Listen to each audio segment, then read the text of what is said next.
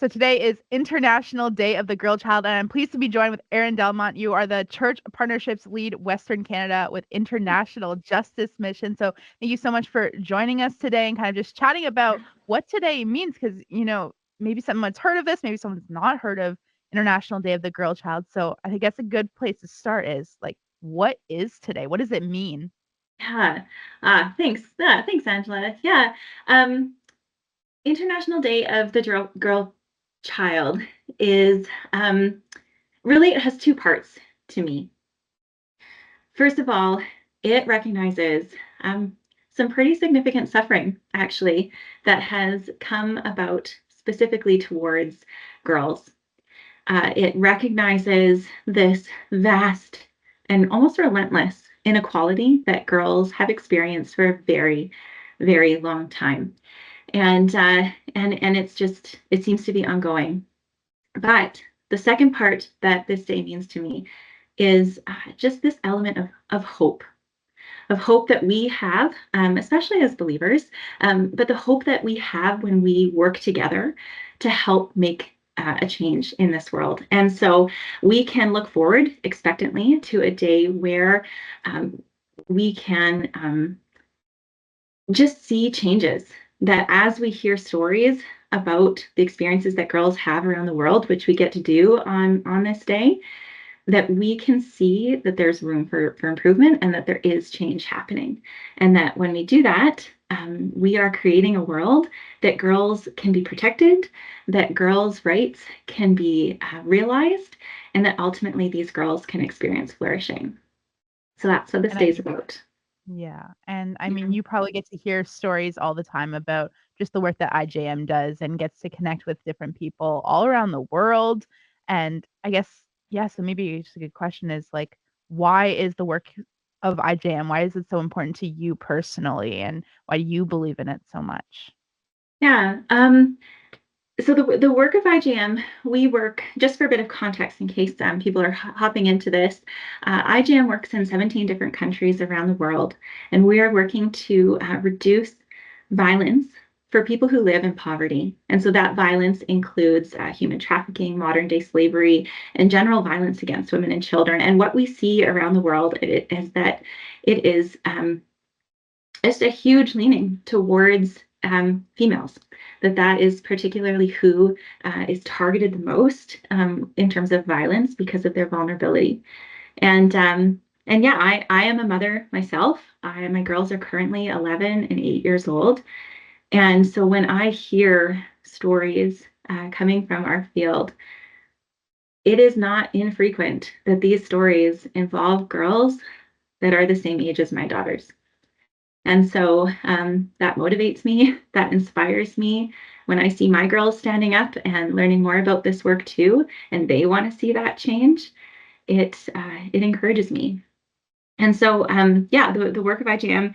Before I started working for IJM, I did work for this other really incredible organization, and we were fundraising for a dormitory for a school, and they realized that in this country, in this region, girls weren't coming to school anymore. They were dropping out, and the reason for it was because they were actually getting abused. And so I want to share this story because it shows just the importance of addressing violence in the community. But we were successful. We got the dormitory built, and the girls, their rate of attending school and the dropout rate increased, and dropout rates decreased. And but I just have to be completely honest, because maybe there's others who are in this boat too. I didn't once think, hey, what what is somebody doing about the violence in that community, and what's happening? And so once that thought crossed my mind, I can't not think about it now. But I think about all of the work that is happening around the world, and just if we don't address the violence in these communities, the missions work, the development work has the potential of going backwards too. And so I think of my girls and the safety they have walking to school each day, and hear the stories of other survivors, and it's super hard. And I just think there could be people listening that have have girls too. And it, it's pretty hard, that realization of the difference between places around the world and their safety. Yeah. Yeah, and it must just be like just be that much more real to you, looking at your girls every single day and seeing like hearing about these other stories about these other kids and it's like, okay, that's someone else's daughter, that's someone Yeah. else's niece, someone else's granddaughter, whatever it might be. And Yeah. so thank you for sharing that. And I think also, just practically, like you saying, okay, that work needs to be done. Yeah. So what is IJM doing to like practically help? Yeah. Of course. Yeah. Um, yeah, just back on the like the I was actually, I'm sorry, I'm gonna backtrack just a tiny bit. There was I was in Guatemala this past February. I got to go and visit our field office there, and we got to see the full circle of the work that IJM does. And so well, yeah, they basically, when we work, we provide rescue and restoration for victims as they become through the process of restoration and recovery and aftercare, and just that ongoing support so that they can thrive.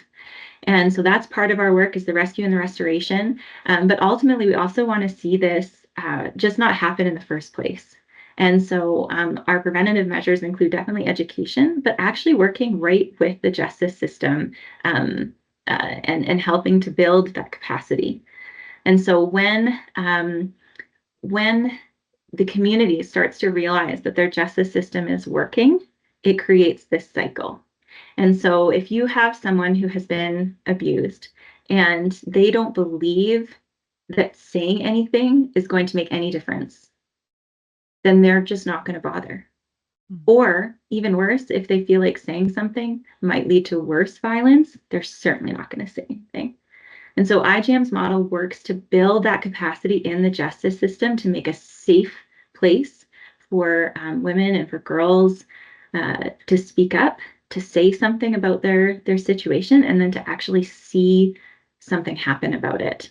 And then when we see that something, someone being convicted and someone being held accountable for the horrific crimes they've committed, it also sends a message to the people in the community that that crime will be tolerated. And so in doing that, in preparing and helping the justice system to be strong and to be capable of handling these crimes, and in sending that message to perpetrators that it's not okay, that helps survivors to feel safe and able to report. And it just creates this circle. And as it continues to go, more violence decreases. And we've seen that around the world, that with our model, we have we love to keep track of our statistics, and so we track beforehand and after the violence that's in a community, and wherever we work, we see decreases in the violence that we're addressing by 72, 75, 70, even 86% in some areas where that violence has decreased. And so yeah, it's powerful. So that's the work that IJM does. And I was gonna say, we were talking about the like the impact and the kids. When I was in Guatemala, I got to see the work of how it goes. And when I was in this aftercare facility, I was speaking to a mom of a survivor, and we're using Google Translate because I fortunately don't speak Spanish, but we're talking back and forth through Google Translate. And she shared with me, I asked her about other kids, if she had other children other than her daughter who was in this program. And she said that she has a son, and this son is younger than her daughter. And I was just so moved, because I also have a son, and he's the youngest in my family and of my kids. And he had no idea what his sister was going through, and I loved that. I actually loved that he didn't know. And he said the mom told me that this little boy asks regularly for to go to this aftercare facility because he knows his sister gets candy there, and it just showed me the beautiful innocence that this child had, and that he was actually kind of protected from it a bit because he's a boy. And that isn't the case in all scenarios, but this is a day that we recognize that difference, that inequality. And it just provided in me this desire and this hope that every child can experience that too, that they're not needing to go to psychology to get their candy, that their community can just be safe enough that they can just walk to the corner store to go get their candy. Like it was a really powerful picture to me that this mom unknowingly gave me. So yeah, that's the work that IJM does. We want to make it safe for these communities where women can stand up and can say what's happened. Yeah, so And it doesn't happen in the first place. absolutely. And IJM is obviously like it's an international Yeah. organization, like you were saying, serving in multiple different countries. So I guess maybe just another question is maybe someone is looking around just their own community here in Winnipeg and they're like, okay, that's a Mhm. problem other places of the world, but it doesn't happen here. But I mean, unfortunately, it does. It happens Yeah. everywhere. So can you maybe just kind of speak to that a little bit? Yeah, absolutely. Yeah, Canada is by a lot of standards a lot safer, but there are still so many. I mean, evil, like we know, right, just spreads everywhere, and uh, we need that community of support of people that are standing up and saying that it's not okay to treat people in these terrible ways, these violent ways, and so there are different organizations in Canada too that work to support survivors, that work to prevent it from happening in the first place as well, right here in Canada. And so yeah, when we share this knowledge, there's also an incredible amount of sharing that happens all around the world, of best practices, of um, trauma-informed care and victim-centered approach and that sort of thing that different organizations are working together around the world to work to share and to make sure that we're operating the best way. And so absolutely. And I know there could be people listening who are saying, um, actually, this has happened to me. Actually, I know someone and it's happening to them. And so I absolutely would encourage you to reach out and to get help, to contact the police, to contact, just to Google, uh, um, services in your area that you can get help with, because I know that this is a sensitive topic and it does happen around the world. Yeah. And so to reach out to those supports that are local is a good idea. And would you have any other tips or advice for, maybe if someone, yeah, has a friend or a family member that they recognize that there's something going on, of just kind of next steps, or is it just like you said, just reach out for help? Oh, I am no expert, and these are really, really difficult situations. Um, but always encourage someone to reach out for help. Always encourage them to find support because especially if it's partner abuse, especially if it's anything like that, it's or if it's a child, you legally have to report here in Canada, thankfully, and so definitely just encourage that person to do something about it. Let them know that there is hope, right? Like today I talked about today's about suffering, but today is also about hope, and that through their actions of standing up and sharing their story, they actually can be a part of that change, as hard as And it is. yeah, absolutely. And, besides IJM, you've mentioned there's a ton of other organizations that are working to combat and kind of try to help. And so it must be this kind of cool sense of unity, kind of everybody's trying to work together to solve this massive problem, this massive issue. But, Yeah. how else would you say like listeners can maybe just educate themselves more of just kind of what this day means, the importance of it, everything like that? Yeah, I mean, the Government of Canada has a good website on International Day of the Girl Child, so you can head there and to see more information about this day itself. But I would ask maybe two things as well that that you pray. That when you learn, it inspires us, right? We get to see how God is working around the world because, like you said, there's a community of us, but we aren't working alone. We're not working our own power. We need God's help.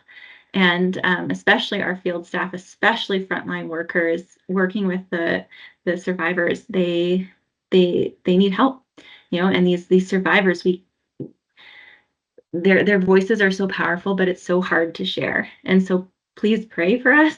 Please pray for those organizations, these organizations that are working to make this change happen. And if anyone is inspired and wants to support our work.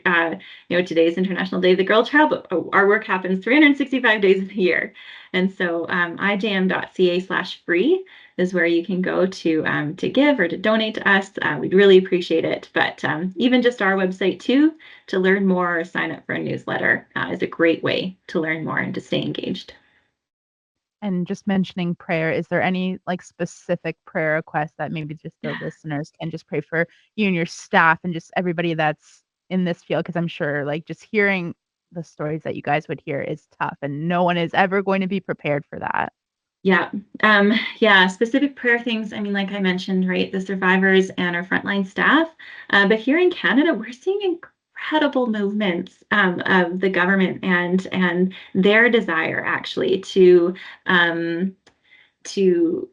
see system changes, to see policy changes that can impact Canada and the world in terms of the violence that happens against girls. And so specifically, we have one of our leaders from the field is actually coming to Canada at the end of this month, and they're going to get to share with the Canadian government about what's happening in Latin America, and they'll be talking to different groups, and so we would just invite you to pray for that, to pray for our advocacy efforts and seeing change systemically.